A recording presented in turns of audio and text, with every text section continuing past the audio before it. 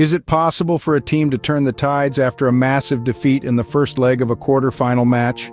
Well, the recent CONCACAF Champions Cup might have an answer for you. The stage was set at Miguel Hidalgo Stadium for an epic showdown. On one side we had Pachuca, who had advanced to this stage by soundly defeating Philadelphia Union with a whopping 6-0 on aggregate. Their confidence was soaring high and they were ready to seize the day. On the other side there was Herediano. Their journey to this point was marred by a crushing 5-0 loss in the first leg. The odds seemed stacked against them, but the beauty of football is its unpredictability. Despite the harsh blow, Herediano was determined to turn things around, ready to give their all in the hope of a comeback. The stakes were high, the pressure was on, and the anticipation was palpable. With every pass, every tackle, and every shot, the fate of the match hung in the balance. Now let's dive into the details of this riveting match. As the whistle blew, the tension on the field was palpable. Both teams were ready to give it their all. The match between Pachuca and Herediano at the Miguel Hidalgo Stadium was more than just a game. It was a battlefield where strategies were put to the sternest of tests. The kickoff marked the beginning of a contest that had the eyes of the world watching in anticipation. Pachuca, fresh off a resounding victory against Philadelphia Union, were clearly on a high. They started the game on the front foot, showing an aggressive intent right from the get-go. Their initial strategy seemed to revolve around maintaining possession and controlling the tempo of the game. They were keen on exploiting Herediano's recent goal-scoring woes, pressing high and forcing their opponents to make mistakes. On the other side, Herediano, despite suffering a heavy defeat in the first leg, showed no signs of backing down. They had their task cut out, and their initial approach was a mix of caution and ambition. They aimed to keep a tight defense, hoping to hit Pachuca on the counterattack. Their game plan also seemed to focus on targeting the potential absence of Pachuca's Celso Ortiz, who was uncertain due to an injury. The initial exchanges were intense, with both teams creating opportunities. Pachuca's key player, Salomon Rondon, was particularly active, making darting runs and keeping the Herediano defense on their toes. There were moments of brilliance, moments of sheer determination, and moments that had the spectators on the edge of their seats. The first few minutes of the game were a chess match of sorts, with both teams trying to outwit each other. It was a battle of tactics, a contest of wills, and a testament to the beautiful game's unpredictability. The ball moved from one end of the pitch to the other, with each team trying to assert their dominance. As the game proceeded, the stakes became higher. The atmosphere in the stadium was electric as fans from both sides cheered, roared, and held their breaths in anticipation of what was to come. The stage was set, the players were ready, and the match was well and truly underway. In football, individual brilliance can often tip the scales, and this match was no exception. Stepping onto the pitch, all eyes were on Salomon Rondon from Pachuca. A player known for his robust physicality and lethal finishing, Rondon was a key player to watch.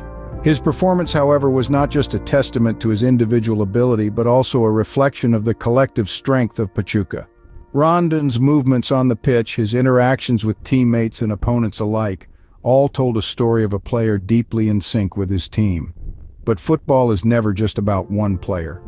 Every match is a symphony of talent and strategy, and this one had its fair share of pivotal moments. One such turning point was the second half, where Herediano, despite a challenging first leg, came back with a renewed vigor.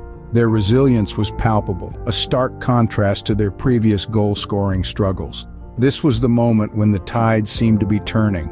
However, the game of football is as much about strategy as it is about skill. Pachuca's tactical genius shone through when they successfully managed to contain Herediano's resurgence. This was a crucial turning point in the match. It demonstrated not only the team's adaptability but also their unwavering determination to win. Yet the match was not devoid of uncertainties. The participation of Pachuca's Celso Ortiz was uncertain due to injury. This element of unpredictability added another layer of intrigue to the game. His eventual appearance on the field was a testament to the player's grit and the team's faith in him.